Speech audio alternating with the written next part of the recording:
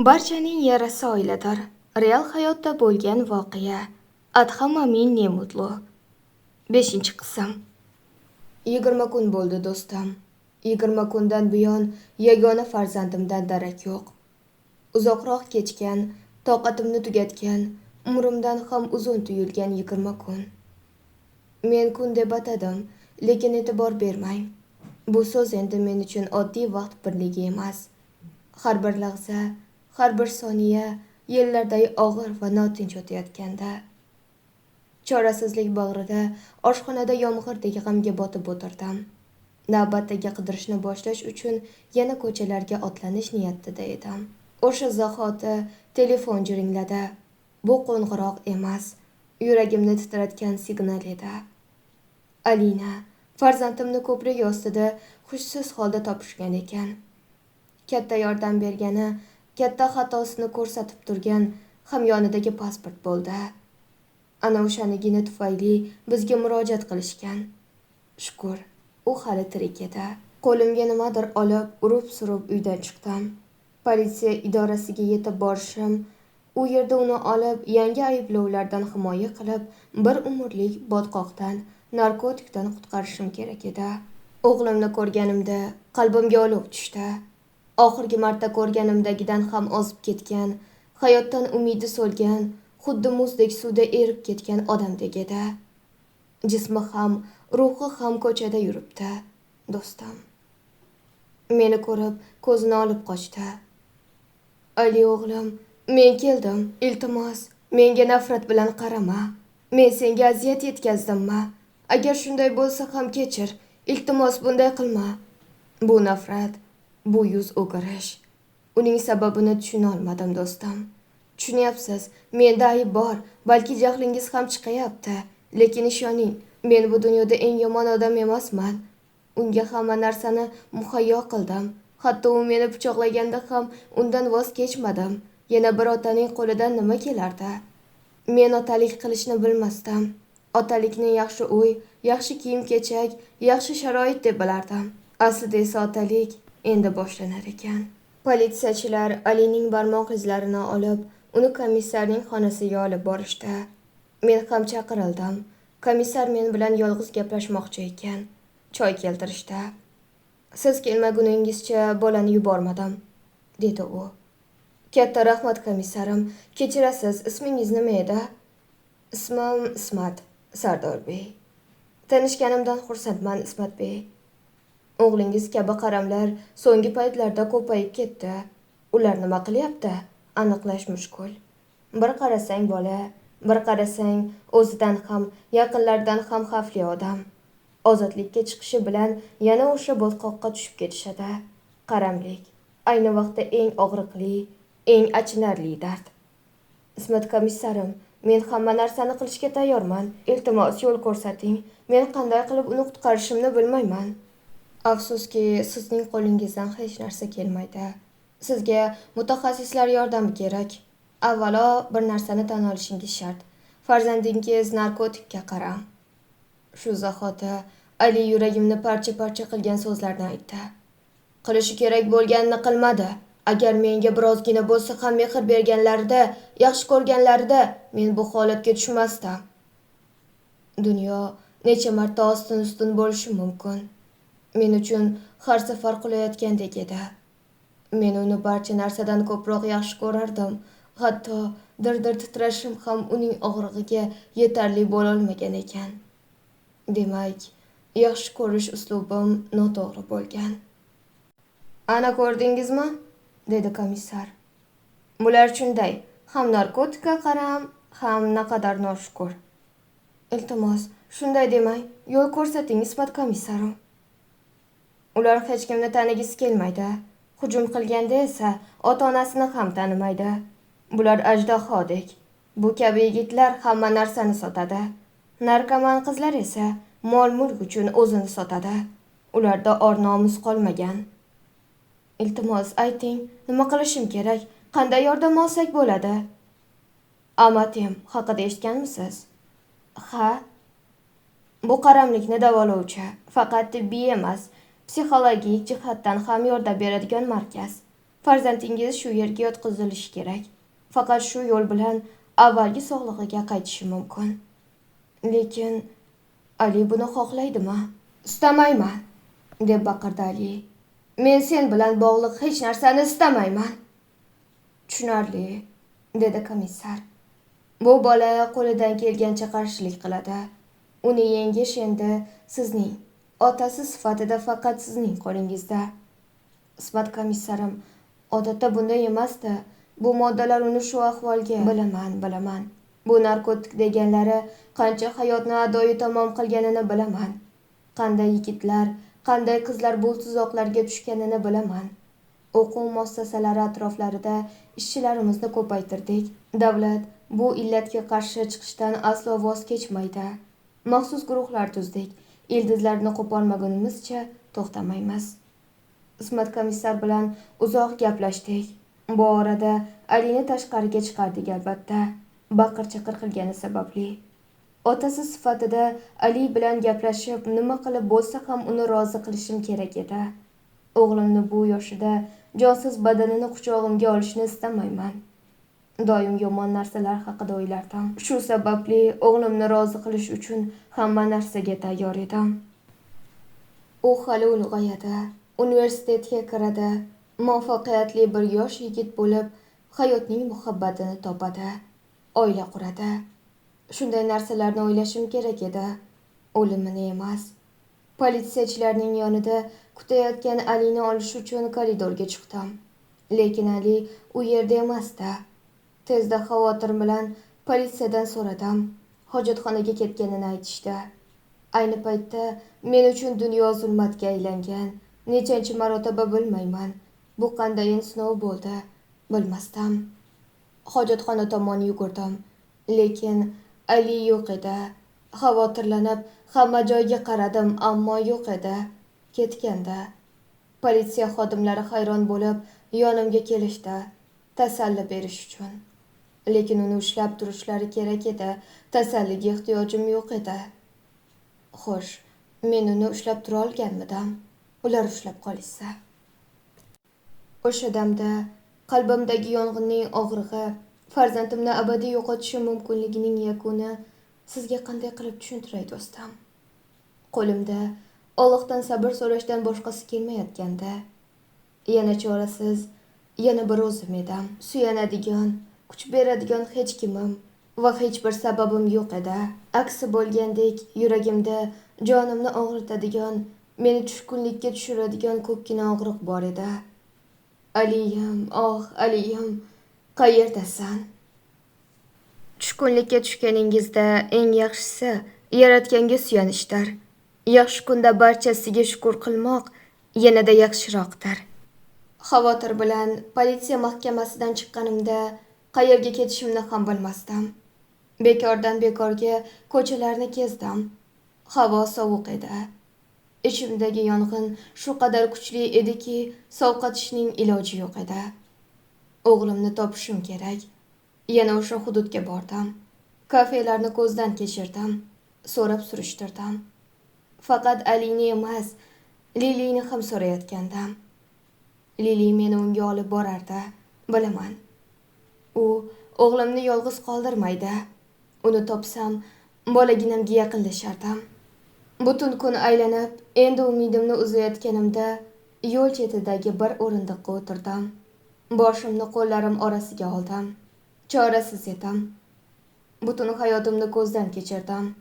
Bir qo'rqoq ekanligimga ishontirilib ulg'aygan bolalik chog'larim, muvaffaqiyat ortidan quvgan o'qish yillarim, baxtni topdim deb o'ylagancha oila qurganim va hozirgi hayotim. Haqiqatan ham bu yergacha qanday kelib qoldik? Bir hayot qisqa muddatda shu qadar tez buzilishi mumkinmi? Qayerda xato qildim? Yo'qsa u haqmida? Muammo mendamidi? Bu xayollarni miyamdan chiqara olmayotgandim. Chorasizlik ichida qiynalgan, yolg'iz qolgan har bir inson kabi o'zimni ayblashdan boshqa choram qolmagandi. O'sha payt tasodifan yonimga Lili yugurib keldi. Avvallari bu itni ko'rsam, bu qadar sevinmasdim. Uni naqadar yomon ko'rsam ham, har fursatda Uydan haydashga urinsam ham har safar chorasiz paytlarimda u paydo bo'layotgandi. Menga ko'mak berar, meni har gal zulmatdan chiqarardi. Mana, u yana shu yerda. Lili, meni Alining yoniga olib bor. Qani, deb boshini siladim. İlk marotaba bu itni sevib qolgandim. Lili meni yana tushundi. To'g'ri yugurishni boshladi. Men esa uning ortidan. Bu yer men ilgari hech ko'rmagan bir sayilgoh edi. Daraxtlar zichlashgan burchaklardan o'tdik va nihoyat Lili haqiqatan ham Alini topdi. Dunyo ko'zimga qorong'u bo'lib, o'g'limni ikkinchi marta yo'qotganimni anglayotgandim. Ammo endi o'g'limni ko'rdim. Butun chorasizlik va umidsizlik ortda qolganda, lekin o'g'limning ko'zlaridagi nafrat hamon menga qarshi turar edi. Ortimdan kelmang demaganmidim sizga? Oyog'ingizdan olgan yarangiz yetmadimi? O'sha paytda Lili nima qilganini bilasizmi, do'stim? Yonimga o'tib olib, Alidan jahli chiqib akilladi. Hatto u ham bunday qilma deb aytardi. Bolam, qara, sening soyangda qilgan xatolarimni payqadim. Iltimos, bunday qilma. Men bilan yur, yolvoraman. Nimani tushundingiz siz, ha? Siz menga qanday yordam bera olasiz? Siz tufayli o'g'lim g'azabdasan, bilaman. Siz avval o'zingizga yordam bering. Unday qilma o'g'lim. Nima desang ham haqsizman. Men tushundim seni. Senga bee'tibor bo'ldim. Senga yetarli muhabbat ko'rsata olmadim. Bu dunyoda men uchun eng muhimi sensan, o'g'lim. Endi esingizga tushdimmi? Der ekan, ovozi titray boshladi. Shunda ham davom etdi. Bugungacha qayerda edingiz? Sizni o'g'lingiz bormidi? Aqlim joyiga tushishi uchun seni yo'qotishim kerak ekan, o'g'lim. Bu beaql dadangni kechir. Sen bo'lmasang meni hayotim bo'lmaydi. Mehrimni, sevgimni ko'rsatishimga izn ber, iltimos. 16 yildir mehr ko'rmadim men. Kechir o'g'lim, uzr so'rayman. 16 yil qilmagan narsalarni birma-bir qilishimga ruxsat ber. Butun mehrim senga tegishli. Ishonching komil bo'lsin. Qara, meni pichoqlading. Ketmadim. Sendan voz kechishim mumkinmi? Sen men uchun qadrlisan. Seni butun yuragim bilan yaxshi ko'raman va butun yuragim bilan uzr so'rayman. Birgina sizdan emas, o'sha ayoldan ham nafratlanaman. O'g'lim, iltimos, hech qayerga ketma. Meni eshit. Ali yerga qarab tupurdi. Yana nafrat qusayotgandek Liliga qaradi. Qani ketdik, Lili. Faqat Lili bu safar unga quloq solmadi. Balki bu ilk marotaba edi unga quloq solmagani. Qani Lili, eshitmadingmi? Lili yonimga o'tdi va qattiq akillashni boshladi. Yonimdan ketmadi. Ali hayron qolgandi. Liliga qo'lini uzatdi. Har uzatganida Lili hidlardi. Lekin bu safar u hidlamadi. Faqat akillashda davom etdi. O'sha onda Ali yig'lashni boshladi, do'stim. Yerga cho'kkaladi. Ortiq uning ham kuchi qolmagandi.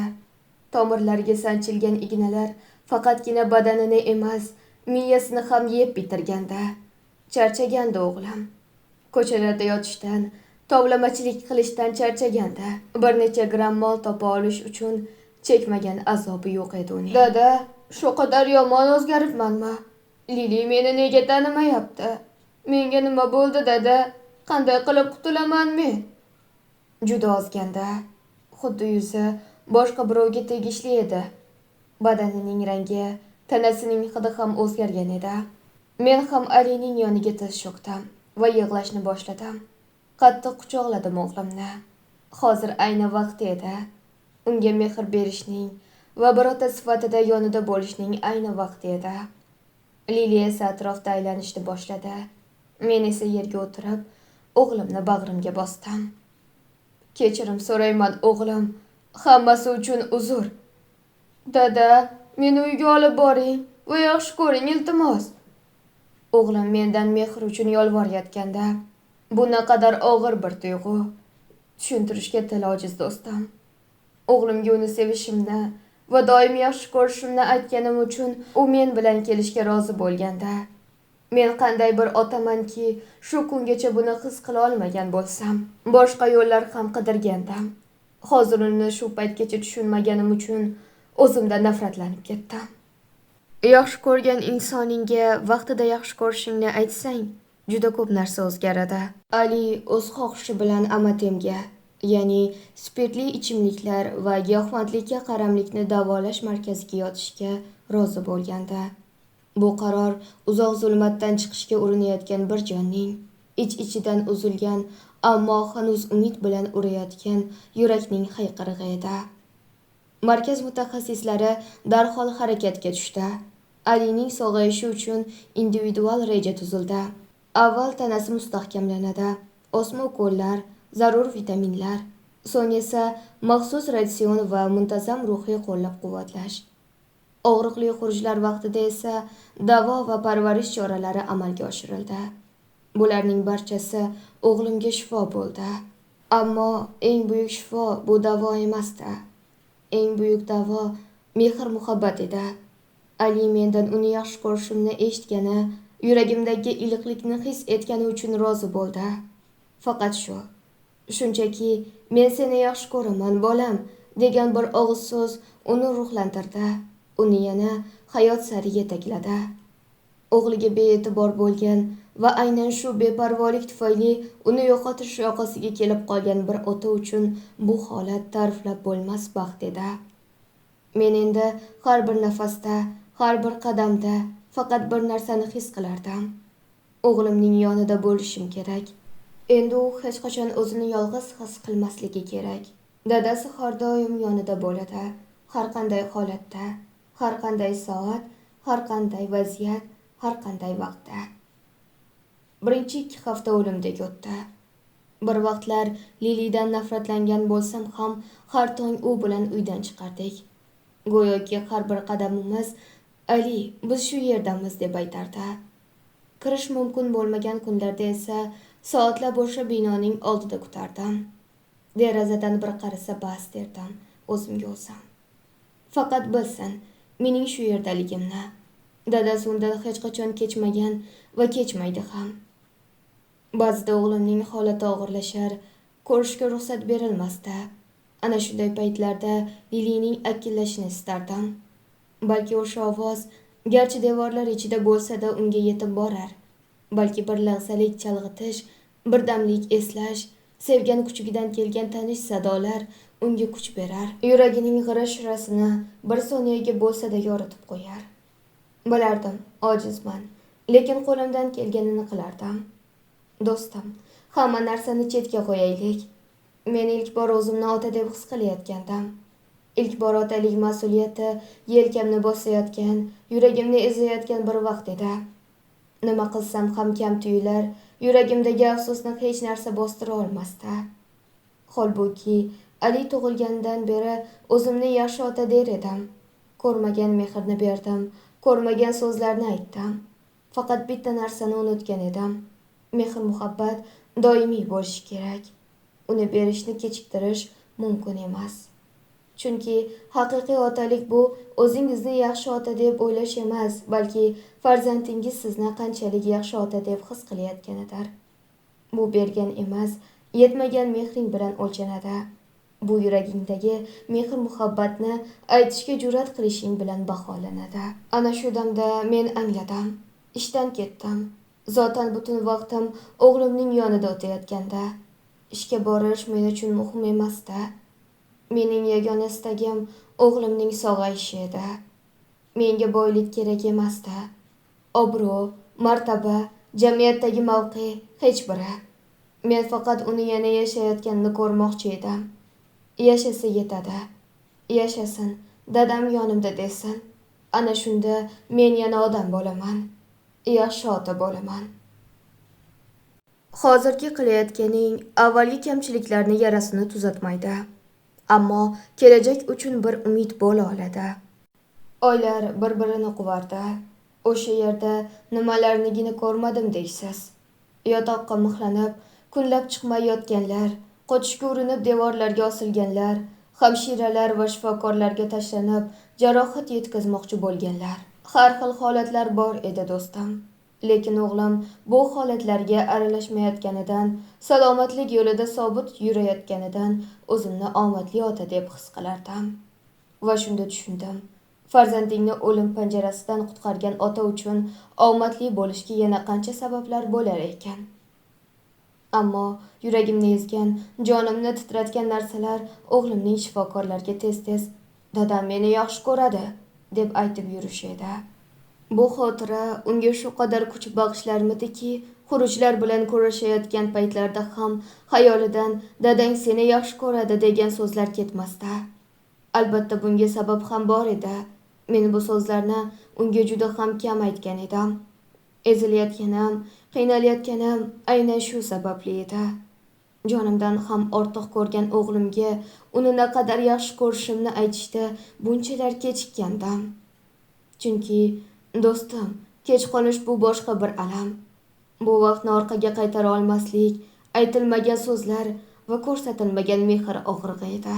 Endi faqat sabr va kuchdan boshqa chora yo'q. Endi o'g'limning sog'ayishiga, bu illatdan butunlay xalos bo'lishiga umid bog'lab undan o'zim ham kuch olyapman. Shu oylarda men markazdagi ko'pchilik bemorlar bilan tanishdim. Qo'limdan kelgancha ularga yordam berishga harakat qildim. Shifokorlar, hamshiralar hayron qolishardi. Ular orasida har kuni farzandini ko'rgani keladigan ota yo'q edi. Men esa ba'zida o'g'limni ko'ra olmasamda har kuni bordim. Davolanish boshlanganiga 4 oy bo'lgan edi.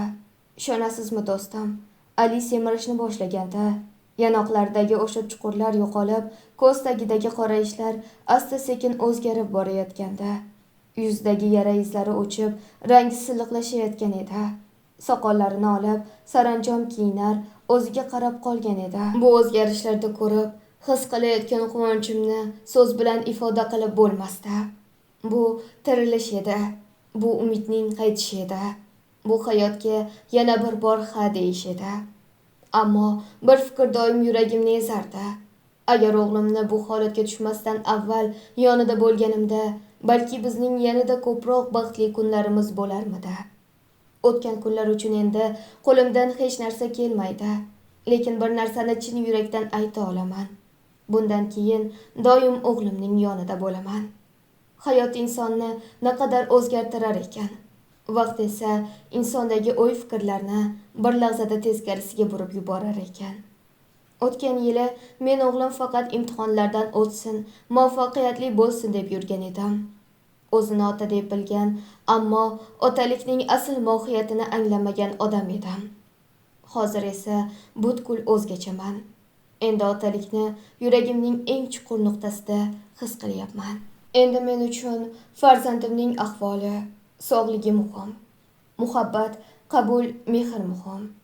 Har gal ko'rgani borganimda uning ko'zlariga qarar, ko'rish nasib etmagan kunlarda esa ichimdan o'zimga shunday derdim.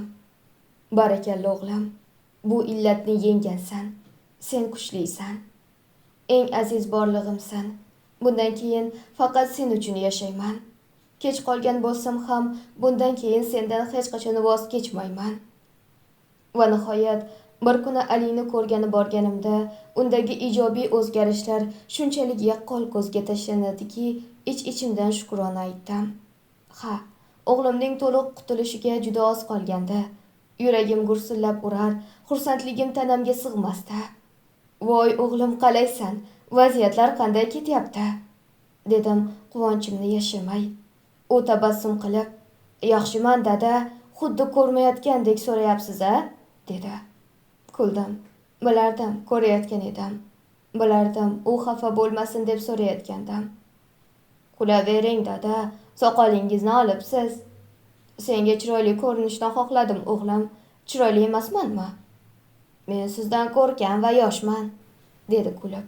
"To'g'ri, sen doim mendan ham yaxshi bo'l. Lekin biz ham hali o'lmadik-ku", dedim kulib. Mehrni ko'rsatish yetarli emas. Uni his qildirish kerak. Men uni bag'rimga mahkam bosdim. Endi u buni xohlamaydi deb qo'rqmasdim. Endi bu dadasining quchog'ida taskin topardi. Biz quchoqlashar ekanmiz, Lili atrofimizda aylandi. Bu men ham xursandman degani edi uning tilida. "Dada, menga yugurish uchun oyoq kiyim kerak", Albatta olaman o'g'lim. Qanday bo'lishini xohlaysan? Qaysi brend? Qanaqa rang? Brendi muhim emas. Qulay bo'lsa bo'ldi. Bu hafta jismoniy davolanish mashg'ulotlarini boshlaymiz. Ko'zlarim to'lganda, lekin kuchli bo'lishga majbur edim. Hayajonim quvonchdan bo'lsa ham o'zimni erkin qo'yib yuborsam, atrof daryoga aylanib ketishini bilardim. O'g'lim sportni boshlaganda zaiflangan badani endi asta-sekin sog'lom holiga qaytayotgan edi. Vidolashar chog'imizda u menga kulimsirab qaradi. Nimadir demoqchimisan o'g'lim? Dedim sekin. Seni yaxshi ko'raman o'g'lim. His qilyapman dada, dedi u tabassum bilan. Ko'rishguncha oz qoldi, xavotir olmang. Qo'lini ko'tardi. Lili esa g'amgin ovozda uvillab qo'ydi. Undan ayrilish unga ham eng kamida mendek og'ir kechayotgandi. Bugungi kungacha dadam bera olmagan mehrni endi qo'lim bilan ushlay olgandek his qilardim. Uning tabassumi, ko'zlarimga umid bilan, hayajon bilan qarashi menga bu mehrni bir lahzada eslatardi. Shu mehr meni qaytadan hayotga qaytargandi. Ha, balki bu oddiy tuyular, lekin aytilmagan, his ettirilmagan shu bir so'z mehrning o'zi meni bir vaqtlar yo'ldan ozdirgan johillik illatlarining ildizi edi. Endi esa yaxshi ko'rilayotganimni, kimnidir hayotida muhim inson ekanligimni bilishim meni bu balodan xalos etayotgan kuchga aylanib borardi. Dastlabki kunlardagi azobni so'z bilan ifodalash mushkul. Xurujlar, bog'lashlar, tinchlantiruvchi ukollar, hamma narsa og'riq bilan qorishib ketgan edi. Ba'zan o'zimni yo'qotib, har narsaga tashlanar, devorlarga urilar, hayqirardim. Bir kuni meni yumshoq devorli berkxonaga olib kirishdi. Xurujni o'tkazish uchun deyishdi.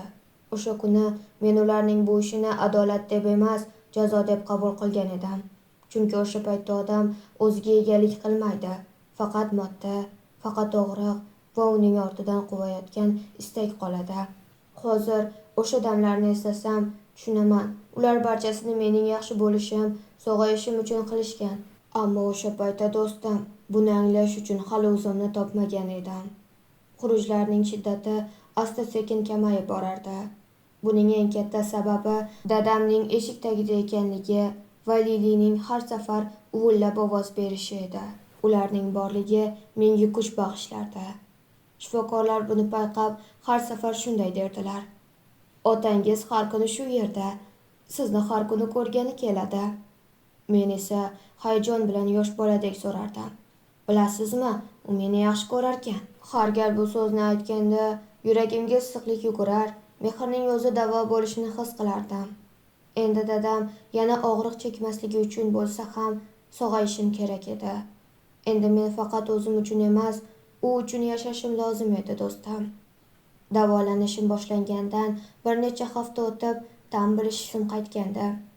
Og'zimdagi o'sha achchiq, temir ta'm yo'qolgan, tishlarim siqilishdan paydo bo'lgan og'riq susaygan, ishtaham ochilgan edi. Markazdagi oshpazlar o'z ishining ustasi edilar. Ustiga ustak men uchun maxsus ratsion tuzilgan edi. Vujudim shu qadar zaiflashgandiki, rejalashtirilgan taomsiz o'sha holatdan chiqishning iloji yo'q edi. Ovqatlarni vaqtida yeb, shifokorlarni qiynamaganim uchun menga musiqa eshitishga ruxsat berishdi. Avvallari instrumental, simfonik musiqani yoqtirmasdim, ammo endi bu ozodlikdan yiroq devorlar ichida u menga eng go'zal ohang bo'lib eshitilardi. U ohanglar menga tinchlik, orom, hayotning yana borligini eslatardi. Bu mening yangi hayotim, ikkinchi imkoniyatim edi. Endi hamma narsa yangidan boshlanayotgandi. Shu sababli o'tmishdagi odatlarim, hatto fikrlarim ham o'zgarib ketayotganini sezardim. Onang haqida so'rasangchi do'stim deysizmi? Undan hech qanday xabar yo'q edi.